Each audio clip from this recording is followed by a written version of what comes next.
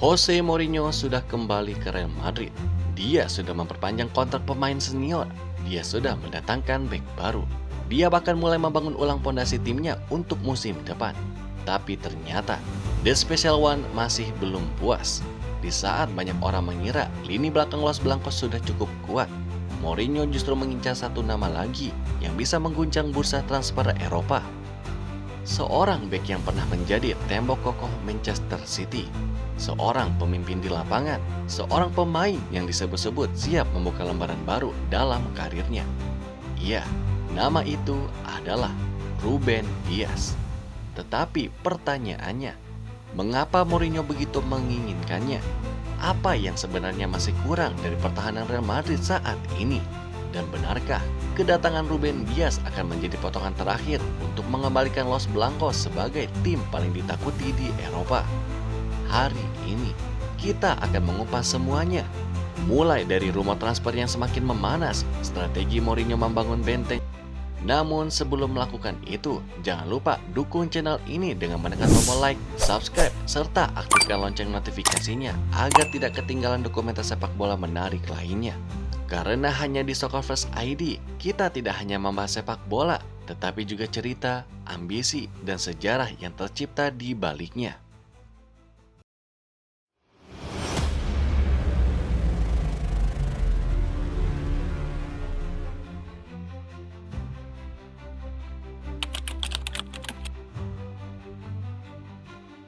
Musim panas belum memimpin banyak sesi latihan bersama skuad barunya. Tetapi satu pesan tampaknya sudah sangat jelas disampaikan kepada manajemen klub. Dia belum. Setelah mengamankan perpanjangan kontrak Antonio Rudiger hingga 2027, merekrut Marco Kurela, serta menyelesaikan sejumlah pergerakan defensif lainnya, sang pelatih Portugal diyakini masih menginginkan satu nama besar tambahan di jantung pertahanan. Dan nama itu adalah Ruben Dias. Menurut laporan yang dikaitkan dengan The Athletic, bek tengah Manchester City tersebut masuk ke dalam daftar prioritas Mourinho bersama beberapa alternatif lainnya seperti Nico Schlotterbeck dan Alessandro Bastoni. Ruben Dias sendiri dianggap memiliki karakteristik yang paling sesuai dengan filosofi sepak bola Mourinho. Bukan sekadar bek yang pandai mengalirkan bola, tetapi seorang pemimpin, seorang komandan, dan sosok yang mampu mengendalikan garis pertahanan selama 90 menit. Bagi Mourinho, pertahanan bukan hanya soal mencegah gol, pertahanan adalah fondasi kemenangan. Sejak awal karir kepelatihannya, Mourinho selalu membangun tim yang memiliki tulang punggung defensif yang kuat. Ia membutuhkan pemain yang mampu membaca ruang, mengatur posisi rekan setimnya, serta tampil tenang ketika tekanan datang dari segala arah. Dan Ruben Dias pun memenuhi hampir seluruh kriteria tersebut. Usianya sudah memasuki masa matang seorang bek tengah elit. Pengalamannya bermain di kompetisi Inggris, Liga Champions, dan bersama tim nasional Portugal pun membuatnya dianggap sebagai pemain yang siap memberikan dampak yang instan. Dan yang menariknya lagi, situasi di Manchester City juga mulai berubah. Sejak kepergian Pep Guardiola pada musim panas 2026, disebut mempengaruhi masa depan beberapa pemain senior di Etihad Stadium. Selain itu, klub juga disebut tengah menyiapkan regenerasi pertahanan, termasuk mempertahankan Josko Gvardiol sebagai proyek jangka panjang. Dalam situasi seperti itu, Mourinho pun tampaknya melihat peluang untuk mendapatkan pemain kelas dunia, peluang untuk membawa kompatriotnya ke Santiago Bernabeu, dan mungkin peluang untuk membangun kembali tembok pertahanan Madrid yang menurutnya masih belum sempurna. Karena bagi Mourinho, membangun tim juara selalu dimulai dari belakang, dan sampai ia menemukan bek terakhir yang benar-benar dipercaya, proyek musim panas Real Madrid tampaknya belum akan berakhir.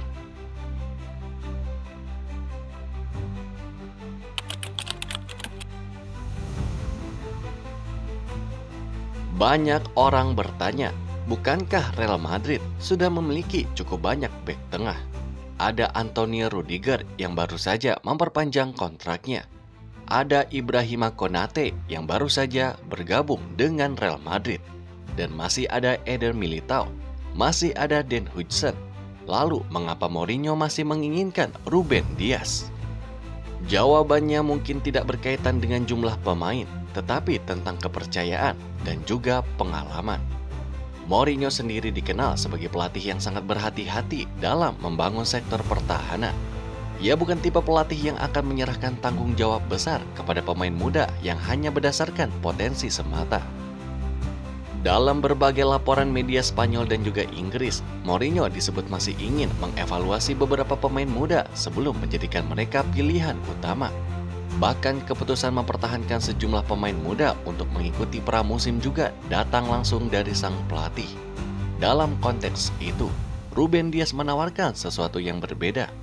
Ia bukan sekadar pemain yang kuat dalam duel udara. Ia adalah bek yang memahami ritme pertandingan.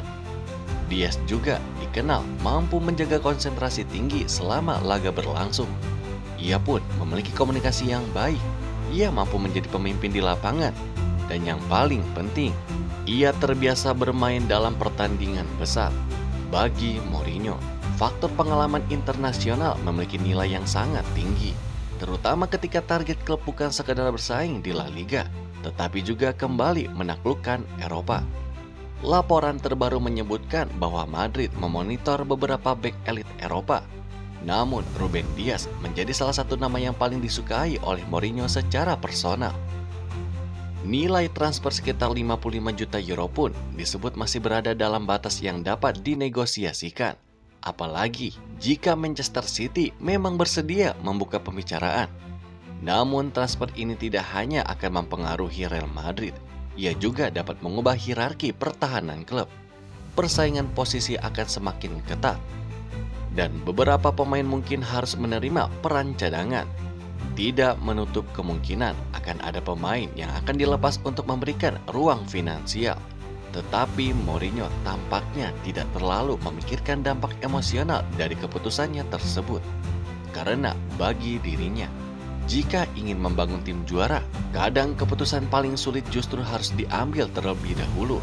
Dan Ruben Dias mungkin menjadi simbol dari filosofi tersebut.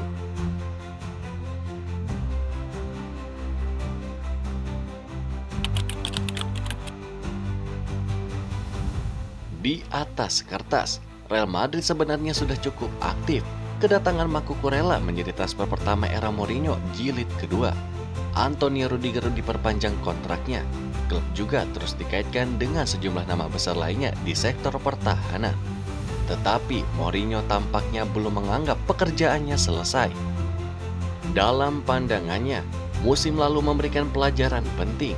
Sebuah cedera, rotasi yang terbatas, kurangnya stabilitas di jantung pertahanan. Semuanya pun menjadi faktor yang ingin segera diperbaiki. Itulah sebabnya ia disebut meminta manajemen untuk terus bergerak, mencari pemain, menjual pemain, dan menyesuaikan anggaran. Lalu memastikan skuad yang dimilikinya benar-benar sesuai dengan identitas sepak bola yang ingin dibangunnya. Apabila Ruben Dias benar-benar datang, maka pesan yang dikirimkan oleh Mourinho kepada Eropa pun akan sangat jelas. Madrid tidak sedang membangun proyek jangka panjang semata. Madrid ingin menang sekarang, bukan 2 tahun lagi, bukan 5 tahun lagi, tetapi mulai musim depan.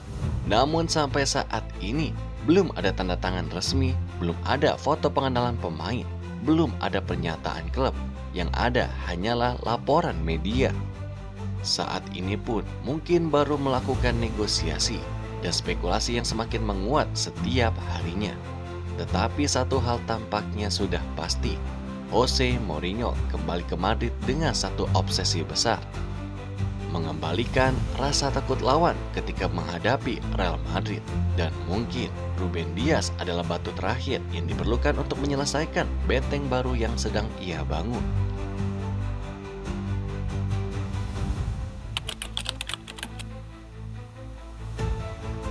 Selama memperkuat Manchester City, Dias dikenal sebagai salah satu figur paling vokal di ruang ganti maupun di atas lapangan.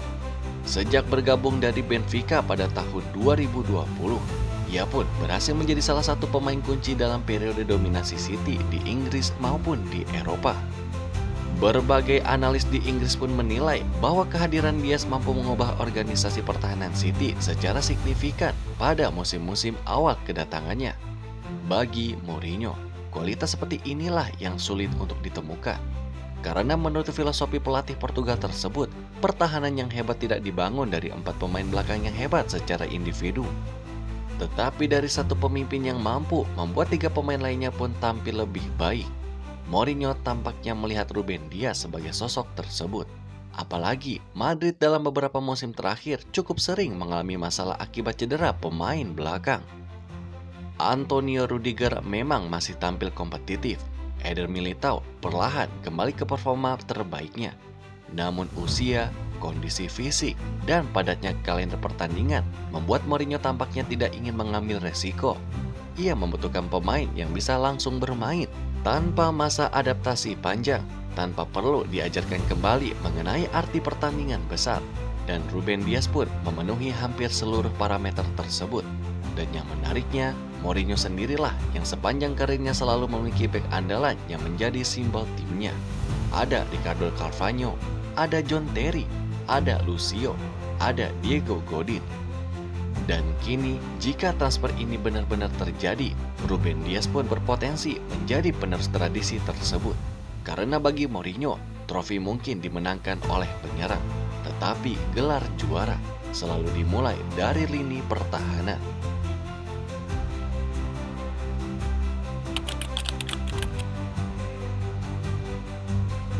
Mari kita bayangkan sejenak bagaimana wajah dari Real Madrid di musim 2026-2027 jika Ruben Dias benar-benar diperkenalkan di Santiago Bernabeu. Kemungkinan pertama yang muncul adalah perubahan struktur pertahanan intensitas yang tinggi. Maka Ruben Dias bisa menjadi figur yang mengatur garis pertahanan. Kombinasi tersebut berpotensi menghadirkan keseimbangan yang selama ini dicari oleh Mourinho.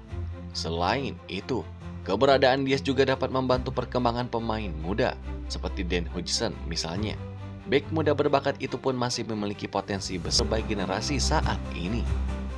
Namun tentu saja, setiap transfer besar juga membawa konsekuensi. Persaingan posisi pun akan semakin ketat. Beberapa pemain mungkin akan mulai mempertimbangkan masa depan mereka. Fran Garcia disebut menjadi salah satu pemain yang berpotensi dilepas jika Madrid membutuhkan ruang tambahan untuk menyeimbangkan neraca keuangan. Marco Asensio juga dikabarkan masuk ke dalam daftar pemain yang dapat menghasilkan pemasukan bagi klub. Situasi inilah yang menunjukkan bahwa transfer Ruben Dias bukan hanya tentang mendatangkan satu pemain, tetapi tentang membentuk ulang identitas skuad. Tentang memilih siapa yang akan menjadi bagian utama proyek Mourinho dan siapa yang akan harus terus mencari peluang baru di tempat lain. Karena dalam proyek besar ini, tidak semua pemain bisa bertahan dan tidak semua pemain pun akan mendapatkan peran yang sama. Tetapi Mourinho tampaknya sudah memahami hal tersebut sejak hari pertama ia kembali ke Real Madrid. Ia datang bukan untuk menyenangkan semua orang, ia datang untuk membangun tim yang mampu menang. Dan Ruben Dias pun bisa menjadi simbol paling jelas dari ambisi tersebut.